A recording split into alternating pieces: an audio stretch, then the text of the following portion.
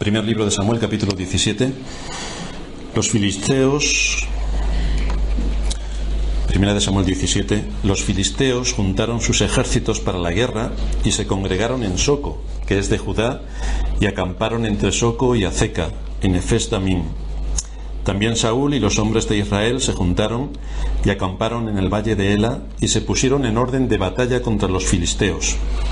Y los filisteos estaban sobre un monte a un lado e Israel estaba sobre otro monte al otro lado, y el valle entre ellos. Salió entonces del campamento de los filisteos un paladín, el cual se llamaba Goliat de Gat, y tenía de altura 6 codos y un palmo.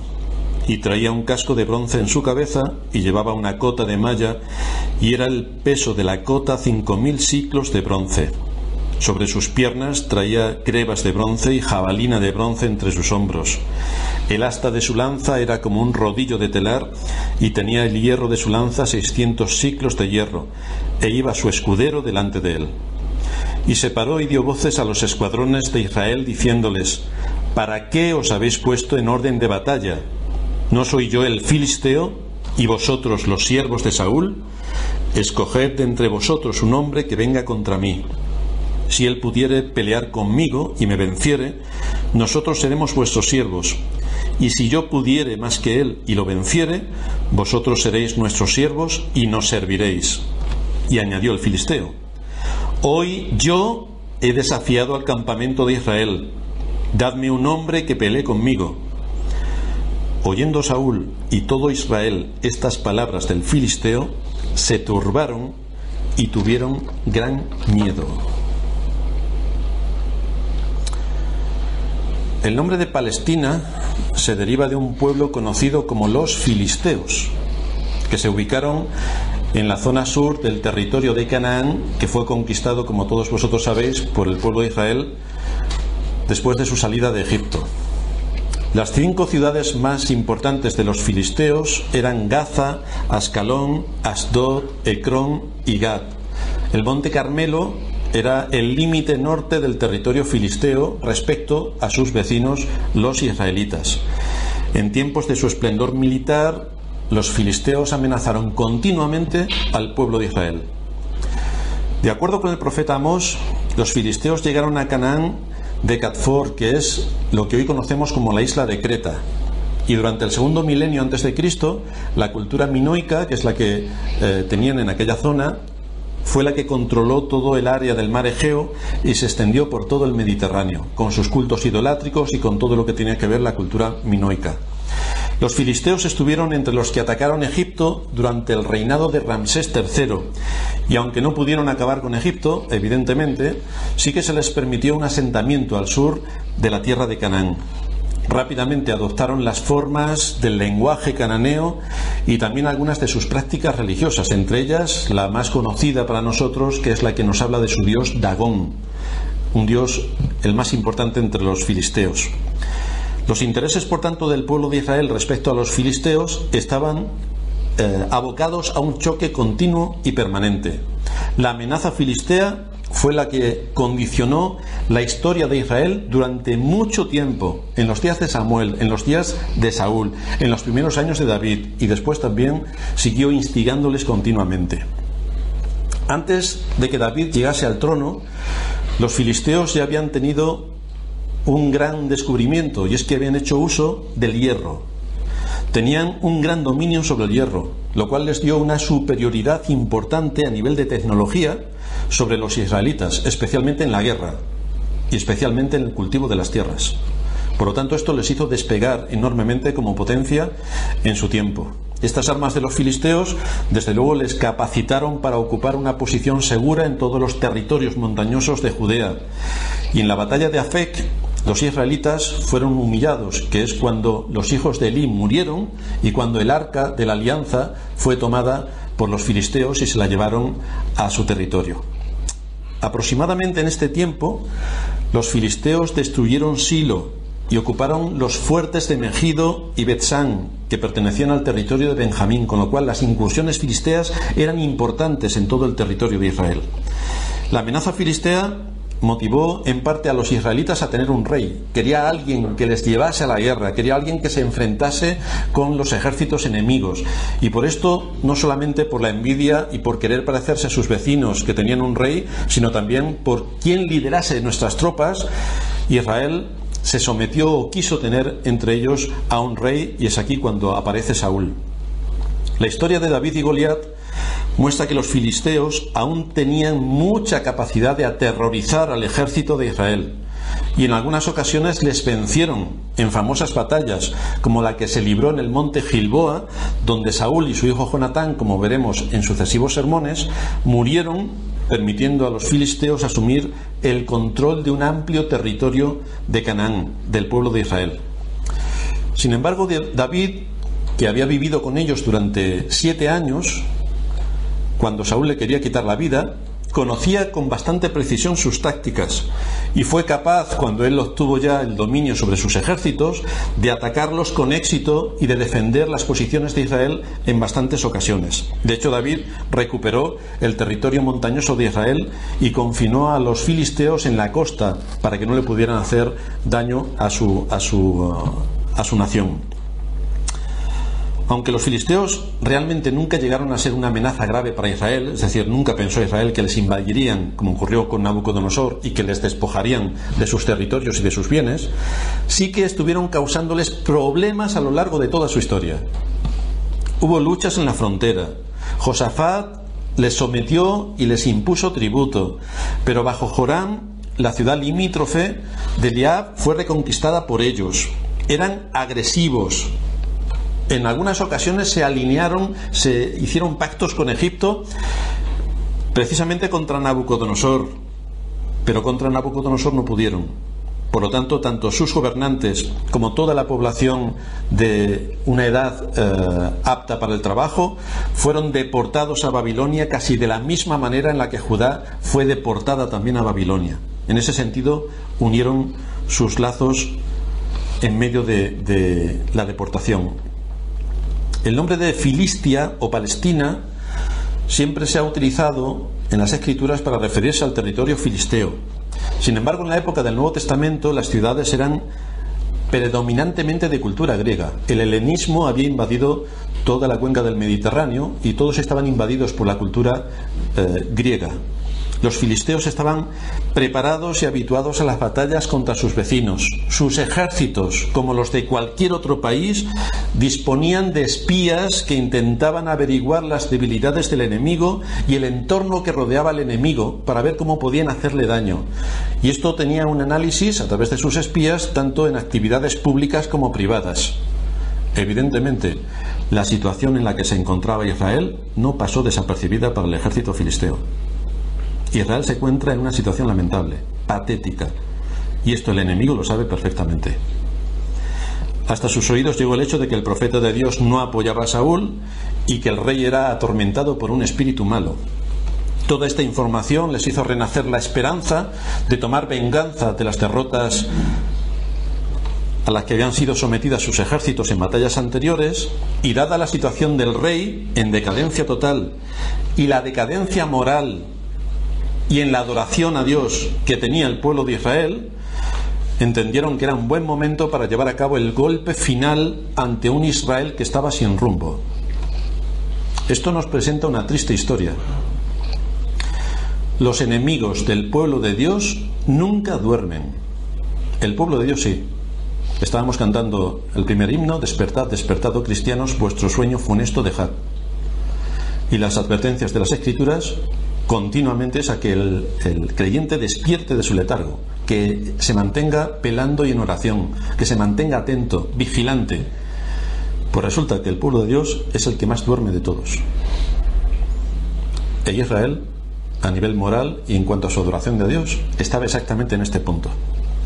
Y como los enemigos del pueblo de Dios, decía, están siempre alerta para sacar ventaja de las oportunidades que se les presentan y nunca tienen mejor ocasión que cuando ven a los dirigentes perder el rumbo, como fue el caso de Saúl, o que el pueblo se dedica a cualquier cosa menos a aquellas para las cuales deben estar ocupados, pues ¿qué es lo que hace el enemigo?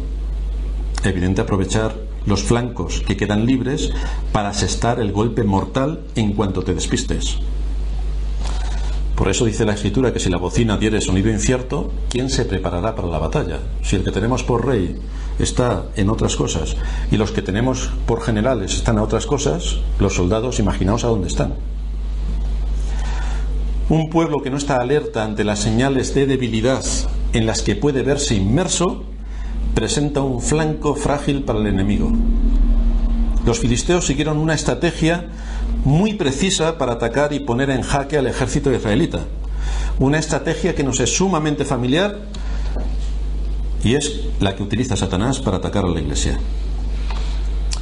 Satanás está muy atento a la situación en la que nos encontramos, como lo estuvieron los espías del ejército filisteo para saber en qué situación y cuándo tenían que asestar el golpe a Israel. Pues de la misma manera, Satanás está muy atento a la situación en la que nos encontramos. Observa cada uno de nuestros movimientos. Está atento a cada respuesta que damos ante una provocación o ante una situación sinuosa que se nos pone por delante. Está atento a cada conducta. Está atento a cada actitud. Está atento a cada dejación de responsabilidades. Observa nuestra dedicación en el servicio a Cristo. Observa nuestro crecimiento en la fe. Observa nuestro compromiso en los deberes que como creyentes hemos adquirido. Es un enemigo incansable. Siempre está observando y está analizando por dónde puede entrar. Su observación le hace ver con precisión dónde puede asestar el mayor golpe para hacer el mayor daño. Y lo que nos muestra también la Escritura es que el Señor permite este tipo de situaciones para despertar en nosotros un espíritu de celo y de responsabilidad delante de Él, y que esto nos iba a corregir nuestra vida. Por lo tanto, que nadie piense que en medio de la batalla en la que estamos, algunos dicen que no estamos en medio de una batalla o quieren creerse que es así, pero estamos en medio de una batalla. Que nadie piense que en medio de la batalla en la que estamos puede vivir como quiera, puede hacer lo que quiera, puede hacer dejación de sus responsabilidades y luego con tan solo orar a Dios, cuando se acuerde, puede triunfar en la batalla, porque las cosas no funcionan así.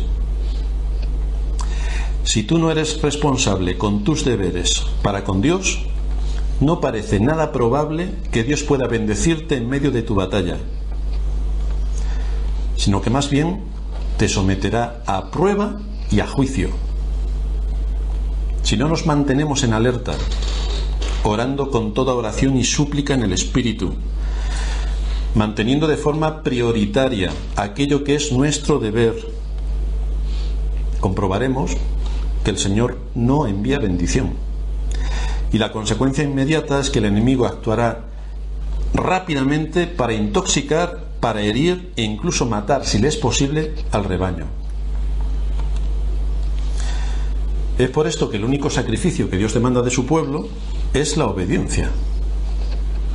Es que aquellos que dicen ser creyentes vivan de acuerdo a las normas de vida y de conducta que la Escritura reclama para los hijos de Dios. Es que cada uno de nosotros asuma su papel de responsabilidad en medio de su familia, en medio de su trabajo y por supuesto en medio de la Iglesia, de acuerdo a las capacidades y en consonancia con el llamamiento con el que Dios nos ha llamado a todos. Pero esto requiere que algo tenemos que hacer. Precisamente fijaos cómo Saúl había sido desechado por su falta de obediencia. Saúl fue desobediente, manifestó una pauta de conducta, con lo cual evidenció que no había sido llamado por Dios para ocupar el trono de Israel. En el libro primero de Samuel, capítulo 15, versículo 22, Samuel, después de que ha desobedecido, Samuel le dice: ¿se complace Jehová tanto en los holocaustos y víctimas como en que se obedezca a las palabras de Jehová?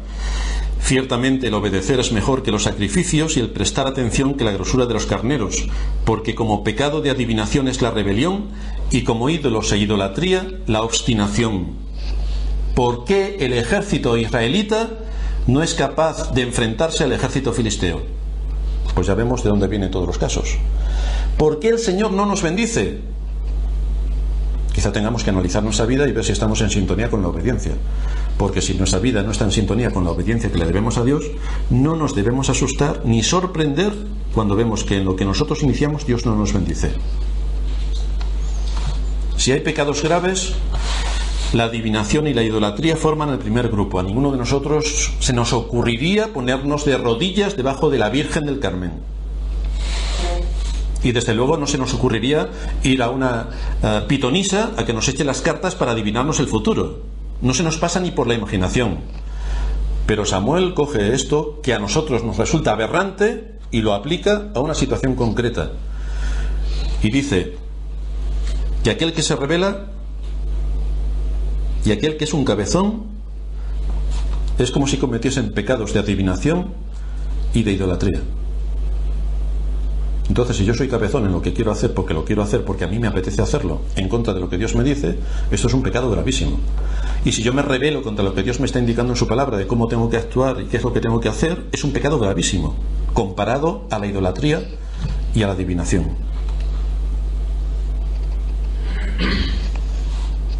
Por lo tanto, no nos debemos sorprender de que el ejército de Israel esté en sus épocas, en su momento más bajo. Cuando se le presenta un ejército delante, el ejército de Israel se queda parado. Nos dice el versículo 2 que también Saúl y los hombres de Israel se juntaron y acamparon en el valle de Ela y se pusieron en orden de batalla contra los filisteos. Aquí encontramos, en primer lugar, cómo el espíritu malo había rebajado su presión sobre Saúl, porque está dispuesto a ir con el ejército.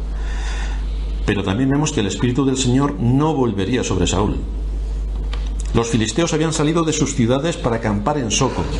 Esta zona se sitúa en la frontera con Judá. Queda como a 25 kilómetros al oeste de Jerusalén.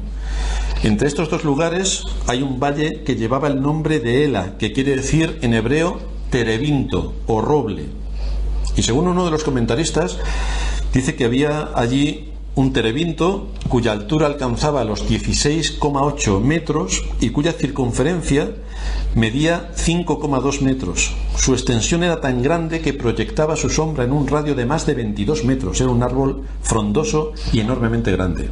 Pero a pesar de la belleza de este lugar, un lugar casi paradisíaco para ir a hacer camping o hacer un día de salida campestre, los filisteos habían puesto su campamento cerca de aquí, en Efestamín, que quiere decir límite de sangre.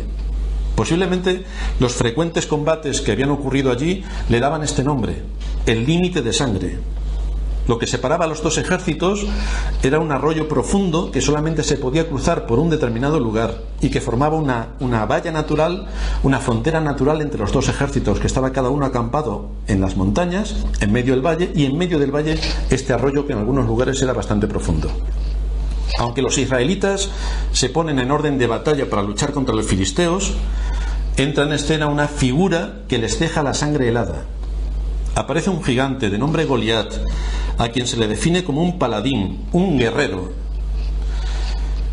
El que el ejército de Saúl se quedase sin aliento no es porque viesen un guerrero solamente. Es que viene determinado por las dimensiones del guerrero, sobre todo teniendo en cuenta que en aquella época los combates se libraban cuerpo a cuerpo. No cogías una escopeta o una ametralladora y disparabas a 200 metros de distancia. No, es que tenías que enfrentarte literalmente con aquel que era tu contrincante, tu oponente, tu enemigo. Y la Escritura nos detalla los datos de este enemigo, que se puso delante del ejército filisteo a provocar al ejército de Israel. Nos dice que tenía una estatura de 6 codos y un palmo, lo cual le sitúa casi en los 3 metros de altura. Y no solamente era alto, sino también fuerte. Estaba bien proporcionado. Llevaba una cota de malla que pesaba 5.000 siclos, unos 57 kilos. Que una persona sea capaz de soportar 57 kilos en medio de una batalla nos da la idea del poder y la fortaleza que este hombre tenía. La punta de hierro de su lanza que le llevaba en su mano, la punta, pesaba casi 7 kilos. Iba equipado, por lo tanto, con una armadura, tenía ceñida al cinto una espada y portaba también una jabalina. Con lo cual este hombre estaba preparado para afrontar cualquier tipo de ataque y enfrentarse a cualquier enemigo. Estaba bien equipado para la batalla. ¿Quién sería el valiente de Israel que se enfrentase a semejante guerrero? Esta es la pregunta que Goliat está lanzando? ¿Quién se va a presentar delante de mí? Hoy muchos dirían, tan espirituales ellos, nos vamos a presentar por fe. Pues preséntate por fe delante de un guerrero semejante y verás dónde acaba tu fe. En aquel tiempo, como no eran tan insensatos y sabían que la fe tiene que estar fundamentada en algo tal y como nos enseñan las Escrituras, la fe no es ciega, no actúa en el vacío y no es el colmo de la insensatez, como muchos le atribuyen. El ejército de Saúl se quedó esperando y organizando cuál sería la defensa o el ataque que tendrían que llevar a cabo. Lo que muchos de estos que dicen que quieren luchar por fe, lo que quieren hacer es que les den todo hecho sin que ellos tengan que hacer nada. Esto es para muchos el ir a algún sitio por fe. No mover un dedo, porque ya esperarán tranquilamente a ser equipados y capacitados para la batalla, que es como quedarse tumbados en el sofá, creyéndose que los músculos se ejercitan y las capacidades se desarrollan de forma milagrosa sin tener que esforzarse. Sin embargo, todo lo que encontramos en las Escrituras es que Dios bendice en el contexto del conocimiento de Dios, del valor, del esfuerzo y del sacrificio. En ese contexto Dios bendice. Este guerrero, por tanto, hace exhibición de su fortaleza, esgrime sus armas, vocifera contra sus enemigos, les provoca, y los enemigos ni responden. El pueblo de Israel está mudo como un muerto. El planteamiento que Goliat les expone es bastante sencillo. Los israelitas tendrían que escoger a un hombre que pudiera pelear contra Goliat, y el resultado de ese conflicto determinaría qué ejército vencía. No había por qué enfrentar a todos los hombres. Solamente uno contra uno, el que venciese, ese sería el dueño y señor del otro ejército. En el libro de Números se nos relata lo que los espías enviados por Moisés vieron en la tierra que tenían que conquistar. Y allí se nos dice que había gigantes. En Números capítulo 13, versículo 31, estamos hablando de que Israel está en el territorio de Canaán, de donde tuvieron que expulsar a 7 naciones, y hay algunas de las naciones que estaban allí que tenían gigantes. Números 13, 31. Los varones que subieron con él dijeron: no podremos subir contra aquel pueblo porque es más fuerte que nosotros. Y hablaron mal entre los hijos de Israel de la tierra que habían reconocido, diciendo: la tierra por donde pasamos para reconocerla es tierra que traga a sus moradores, y todo el pueblo que vimos en medio de ella son hombres de grande estatura. También vimos allí gigantes, hijos de Anac, raza de los gigantes, y éramos nosotros, a nuestro parecer, como langostas, y así les parecíamos a ellos. Por lo tanto, tenían identificado de dónde venían estos gigantes. El mismo Josué, cuando está combatiendo en todas estas tierras, eliminando a todos sus enemigos, nos da un dato curioso. Josué capítulo 11, versículo 21. Dice el texto que en aquel tiempo vino Josué y destruyó a los amaceros de los montes de Hebrón, de Debir, de Anab, de todos los montes de Judá y de todos los montes de Israel. Josué los destruyó a ellos y a sus ciudades. Ninguno de los anaceos quedó en la tierra de los hijos de Israel. Solamente quedaron en Gaza, en Gat y en Asdod. Estas 3 poblaciones que Josué no eliminó son las que le van a dar problemas al pueblo de Israel en el futuro. Lo cual nos indica que al enemigo no hay que darle absolutamente nada, sino el exterminio completo. Josué, por diversas razones, no aniquiló estas 3 ciudades, y de Gat, de una de las ciudades que no aniquiló, es de donde viene Goliat. Pero la figura de Goliat representa simbólicamente el enemigo de la Iglesia y de los creyentes, Satanás. Su elevada estatura simboliza el gran poder de Satanás. Sus palabras de desafío hacia el pueblo de Israel nos reflejan el desprecio y la provocación que Satanás siempre está dispuesto a dar para aquellos que aman el nombre de Cristo. Sus armas terroríficas y poderosas tienen el propósito de infundir un miedo paralizador a aquellos que le observan. Sin embargo, aquellos que tienen identificado al enemigo saben perfectamente que este es el despliegue del poder de Satanás para intoxicar, para engañar, para pervertir y para desolar al creyente. Pero hay otros que no identifican al enemigo. Muchos de los que se llaman creyentes en este mundo de creyentes creen que su vida en este mundo es como si estuvieran en el bosque persiguiendo a las mariposas y recogiendo florecillas silvestres. Y entre la ralita, pues llega Goliat y nos quita la cabecita. En la mayor parte de los casos, el problema viene por desconocimiento colosal del enemigo. Por lo tanto, si uno no tiene identificado al enemigo, difícilmente vas a prepararte para la batalla. En muchos casos, como la escritura no es la base ni el fundamento para gran parte de la cristiandad, no solo se encuentran en que no pueden identificar al enemigo, sino que están inmersos en las propias filas del enemigo.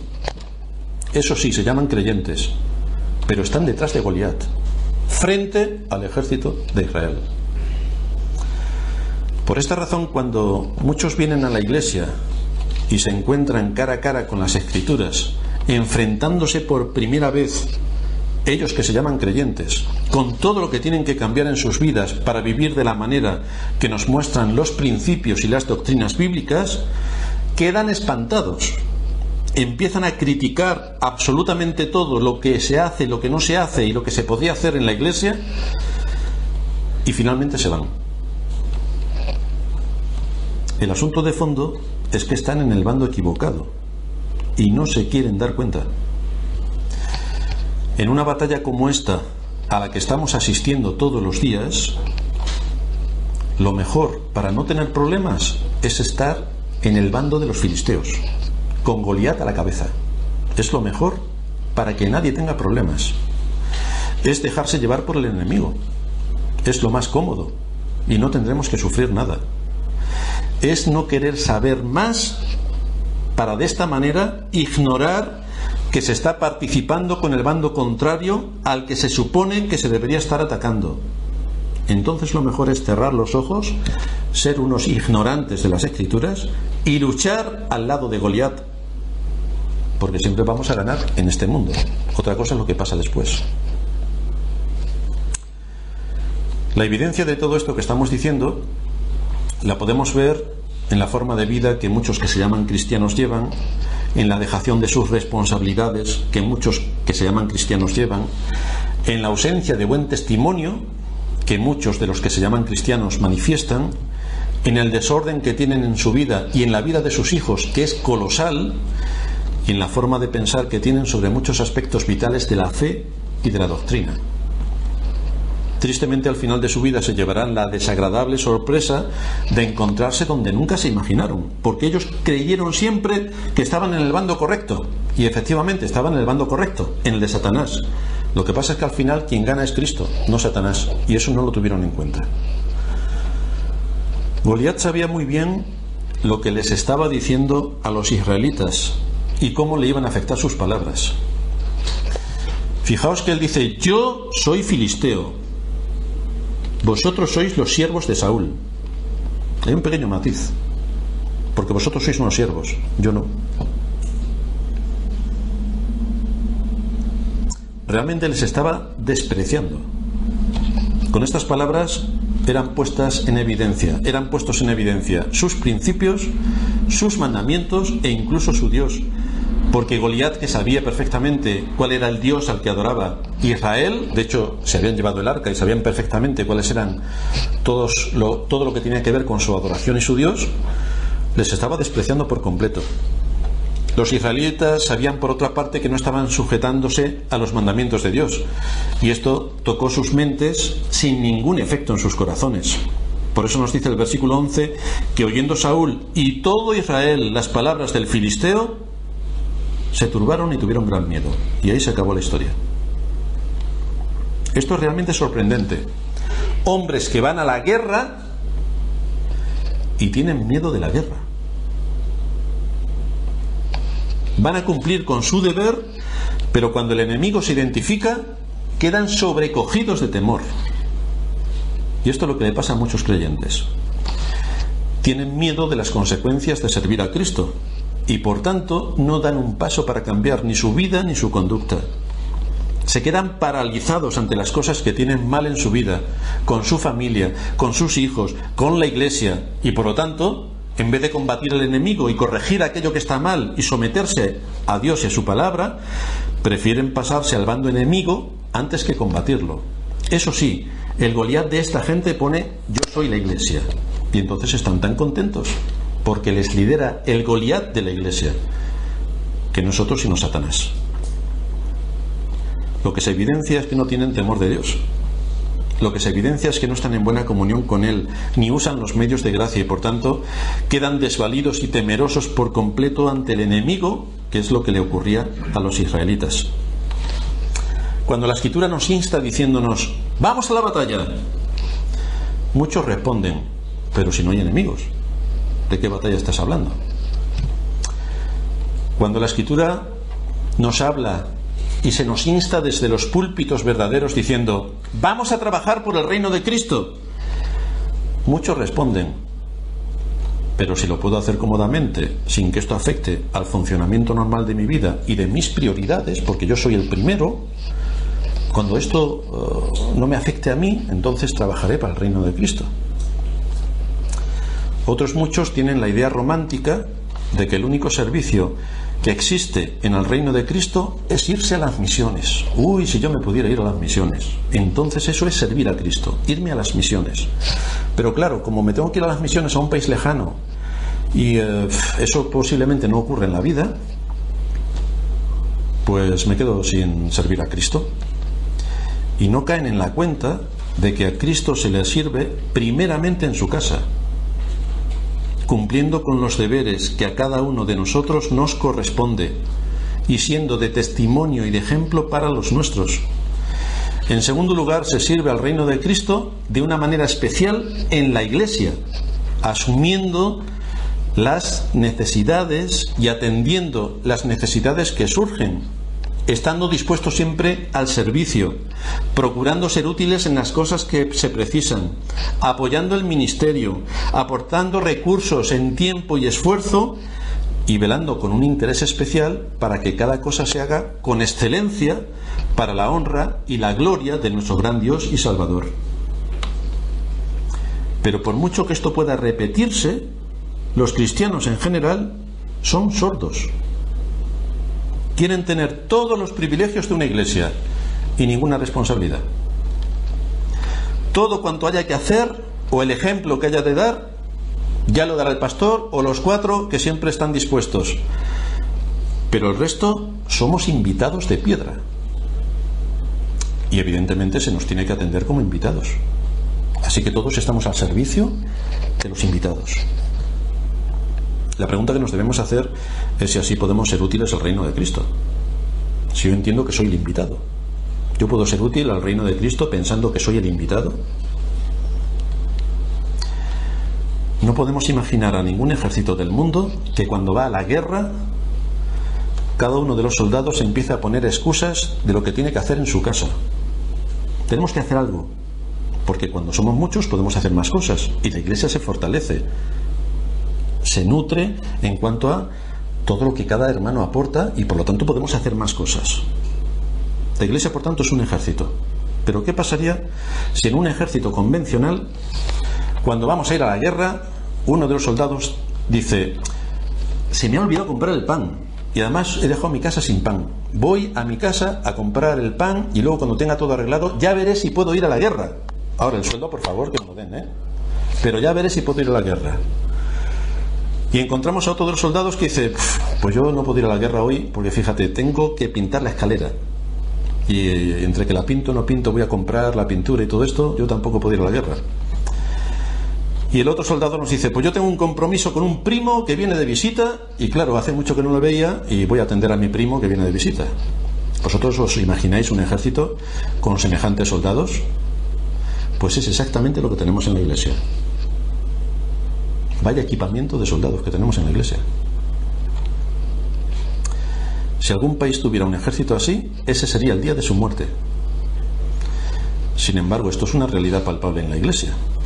Y todavía no nos preguntamos qué ocurre y en qué estoy contribuyendo yo para que esto sea así.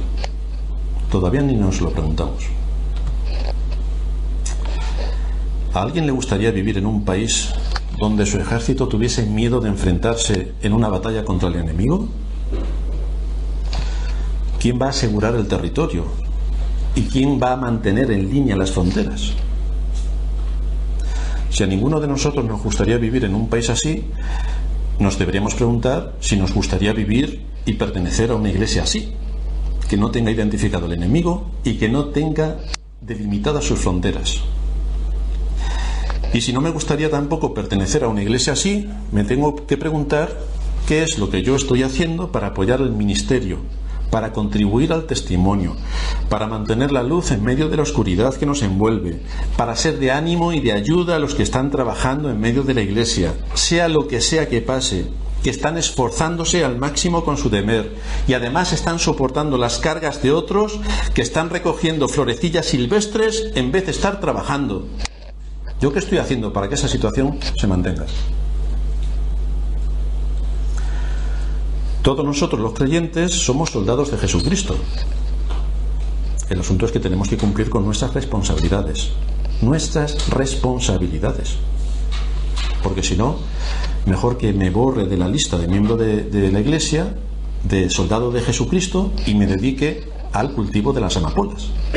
Que a lo mejor tengo más intención y más interés en eso que en ser lo que se corresponde con alguien que está inmerso en la vida, en las actividades y en las necesidades de la Iglesia.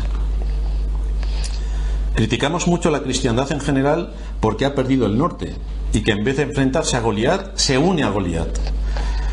De manera que en vez que las iglesias sirvan a Dios en medio de su generación y establezcan las fronteras para no dejar pasar al enemigo ni en sus vidas, ni en la conducta, ni en los principios, ni en la iglesia, han permitido que las fronteras sean invadidas y que Satanás campe a sus anchas tranquilamente en medio de las vidas de todos ellos y en medio de las iglesias. Pero nosotros, que nos consideramos una iglesia establecida según los patrones bíblicos, también nos tenemos que preguntar lo que cada uno de nosotros está haciendo para que lo que es una conducta habitual en quienes se llaman cristianos y no lo son, no se manifieste también en nosotros, que estamos convencidos de que lo somos. Pero esto se tiene que ver. Esto se ve. Igual que ocurrió con Israel, que quiso un rey que les gobernase por capricho de parecerse a las naciones vecinas, muchas iglesias tienen a sus pastores por capricho, porque es agradable a sus oídos escuchar lo que les dicen. Les proponen todo tipo de bendiciones materiales para satisfacer los deseos de la carne. Les proponen todo lo que se les pueda antojar para dar oferta a sus caprichos. Otros lo que quieren es diversión y tener tiempo de esparcimiento, satisfacer así sus deseos de cotilleo y de estar en la plaza del mercado dándole vueltas a 1000 cosas que no son de interés para el reino de Cristo. Y allí las ovejas, o la mayoría cabras de los que hay, están ávidos de tener y de satisfacer estos deseos carnales, porque quieren vivir de esta manera. Pero este es el síntoma evidente de que nadie está haciendo su trabajo y nadie está asumiendo su deber. Ese es el espíritu malo de parte de Jehová que sobreviene cuando se hacen oídos sordos a su palabra. ¿Ya no quieren oír? Pues no oirán. Y no oyen. Todos tienen cosas que hacer cuando se trata de asuntos que tienen que ver con el reino de Cristo. En la mayoría de estas iglesias, para el cotilleo y el divertimento, todos están dispuestos. Y lo que nosotros nos tenemos que preguntar es si nosotros también nos parecemos a ese tipo de iglesias, lo cual sería bastante nefasto. ¿Pudo Saúl liderar su ejército y enfrentarse al enemigo? No pudo. La realidad que nos muestra esta sección de la historia es que estamos delante de un ejército de cobardes. ¿Pueden estas iglesias con pastores embaucadores enfrentarse al enemigo? Imposible. No saben ni quién es el enemigo. Estas personas que se llaman cristianas se jactan de conocer las Escrituras, pero en realidad solamente le tenéis que preguntar cuál es el primer mandamiento y veréis la solución que os dan. Ahora, nosotros, todo el mundo muy malo. Vamos a analizarnos nosotros. Nosotros, como miembros de una iglesia o integrados en la iglesia, ¿cómo se nos puede calificar si no cumplimos con nuestro deber ni en tiempo ni en forma. ¿Cómo se nos puede calificar? Y lo que estoy diciendo es una afirmación completamente en serio. No cumplimos con nuestro deber ni en tiempo ni en forma. ¿Podríamos esperar que el ejército de Saúl venciera al enemigo? Para nada.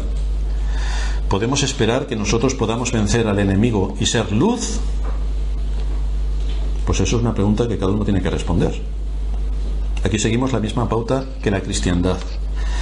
Exceptuando a 4 que trabajan duro, tenemos que preguntarnos: ¿tienes como parte de la Iglesia identificado al enemigo? ¿Qué ocurre en la Iglesia cuando el enemigo se presenta? ¿Qué ocurrirá después de que Satanás haya trastocado los principios bíblicos y traspasado las fronteras? Porque estamos ante un tremendo peligro. Pero creemos que no estamos ante un peligro. Y esto es así por cómo actuamos. Estamos recogiendo florecillas silvestres todavía. Cuando la Iglesia le permite traspasar las fronteras a su enemigo, lo primero que se evidencia es que queda muerta y sin utilidad para el reino de Cristo. Puede seguir en esa situación por muchísimos años, de la misma manera que Saúl fue rey durante muchísimos años y Dios ya lo había desestimado. Y podemos ver que Israel estaba como muerto, y así puede quedar una iglesia completamente sin vida. Le dice el Señor a la iglesia de Sardis en Apocalipsis 3: yo conozco tus obras, que tienes nombre de que vives, pero estás muerto. Unas duras palabras que el Señor le dice a una iglesia. Y añade: sé vigilante y afirma las otras cosas que están para morir, porque no he hallado tus obras perfectas delante de Dios. Acuérdate de lo que has recibido y oído, y guárdalo y arrepiéntete, pues si no velas, vendré sobre ti como ladrón, y no sabrás a qué hora vendré sobre ti. Nuevamente, otra vez, la exhortación para que estemos velando. Tenemos muchos flancos que tapar y tenemos muchas cosas que hacer, pero las estamos haciendo, estamos actuando como se espera de aquellos que han conocido la verdad. Cuando el pueblo de Dios está recibiendo continuamente sus advertencias y no vive de acuerdo a su vocación y elección, hay juicios graves que se avecinan y llegan. Uno de ellos es que Dios quite el candelero de su lugar, y por lo tanto, ya que no quisieron escuchar la palabra de Dios, Dios les va a dejar seguir sus propios caminos para que sobre ellos caiga su ira, su indignación y su juicio.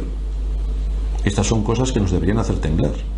¿En qué manera estoy apoyando todo lo que tiene que ver con mi deber en la iglesia? Y por favor, no tengo tiempo, me duele el hígado, hoy me he levantado que no he dormido bien. Por favor, vamos a ser serios. ¿En qué manera estoy apoyando el ministerio de la iglesia donde Dios me ha puesto? ¿Y en qué manera estoy trabajando en hacer todo aquello que se espera, que es mi deber en el reino de Cristo? El pueblo de Israel no estaba en esta situación de cobardía por casualidad. No, se lo habían estado trabajando mucho tiempo y consiguieron ser unos cobardes. Y estaba con esa cobardía por su desobediencia. Estaba así porque no asumieron sus responsabilidades. Y en esa situación de desobediencia y de apatía contra todo lo que tenía que ver con Dios, es cuando el enemigo les atacó. El mejor momento. Las provocaciones del gigante continuaron amenazando al ejército de Israel durante 40 días. Un periodo que en la Escritura es usado como un tiempo de prueba. No son 40 días literales, es un tiempo de prueba. Era una verdadera prueba aquella por la que estaba pasando Israel. Se estaba poniendo a prueba su fe. Y ya se vio la prueba por la que pasó. Se estaba poniendo a prueba su confianza. Y ya vemos la prueba. Se estaba poniendo a prueba su valor. Ya vemos el resultado. Se estaba poniendo a prueba su deber. Parece que ninguno. Se estaba poniendo a prueba su servicio al reino. Tampoco parecían ser muy útiles. Si yo hubiera pertenecido, o alguno de nosotros hubiéramos pertenecido al pueblo de Israel de aquella época, mejor hacer las maletas y salir corriendo, porque con un ejército así tenemos poco que hacer. 40 días por el periodo de prueba, 40 días pasó nuestro Señor sin comer ni beber. 40 años pasaron los israelitas en el desierto. 40 días hubo diluvio en la tierra. Tiempos de prueba, tiempos de aflicción, tiempo para probar si la fe está en su sitio y es verdadera, tiempos para probar si el valor está en su sitio y es auténtico, tiempos para probar muchas cosas. Durante todos esos 40 días de provocación del gigante, solo se comprobó una cosa: la impotencia del pueblo de Israel fuera de su comunión con Dios, porque como estaba rota, todo lo demás estaba roto. Habían sido puestos en la más absoluta evidencia. Ellos decían ser el pueblo de Dios. Decían. Resultados.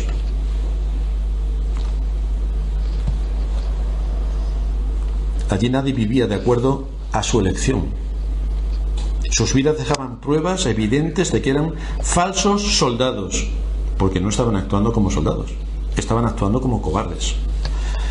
La situación que nos presenta la Escritura en esta sección debe hacernos pensar. Dios ha mostrado su gracia y su misericordia al llamarte a la salvación. ¿Qué se espera de aquellos que han sido receptores de su gracia? ¿Qué se espera de aquellos por quienes Cristo ha muerto para saldar su deuda con la justicia divina? ¿Qué se espera de aquellos que han sido llamados por Dios a la salvación? O más directamente, ¿qué podemos esperar de ti y de tu servicio al reino de Cristo? ¿Qué podemos esperar? ¿La Iglesia qué puede esperar de ti? ¿Con qué fuerzas contamos para lo que tenemos que hacer en este mundo? Con el servicio al reino de Cristo. Y en la Iglesia es a quien Dios le ha dado toda la autoridad para cumplir con ese propósito. Estamos siendo columna y baluarte de la verdad, y si lo estamos siendo, ¿en qué más estamos trabajando para que esto sea notorio a muchos? ¿En qué más estamos trabajando para que el Evangelio se divulgue? ¿En qué más estamos trabajando para fortalecer nuestra fe, nuestra comunión y nuestra confianza con Dios? ¿En qué más estamos trabajando para fortalecer la comunión los unos con los otros? ¿En qué más estamos trabajando? Porque si solamente está el pastor y 4 más, pues ya estamos los de siempre. Pero los que van viniendo a la Iglesia tienen que ser conscientes de a quién nos ha llamado Dios, y que no me tengo que ir al África tropical para ser misionero y entonces es cuando voy a entender que trabajo para el reino de Cristo. No, lo tengo que hacer en mi familia y lo tengo que hacer en mi iglesia, porque es tu iglesia, no es la mía, es la tuya, mía también, pero es la iglesia de todos, y si todos contribuimos, la iglesia crecerá, la iglesia se fortalecerá y podremos cumplir con todas las expectativas que Dios demanda de su pueblo. Pero si cada uno tiene muchas cosas que hacer, pues llegará el día en que Dios enviará un juicio, enviará un Goliat, y adiós iglesia. Luego nos acordaremos, adiós iglesia. Por lo tanto, tenemos muchas responsabilidades en las que pensar y tenemos muchas más cosas en las que actuar. Vamos a terminar en oración.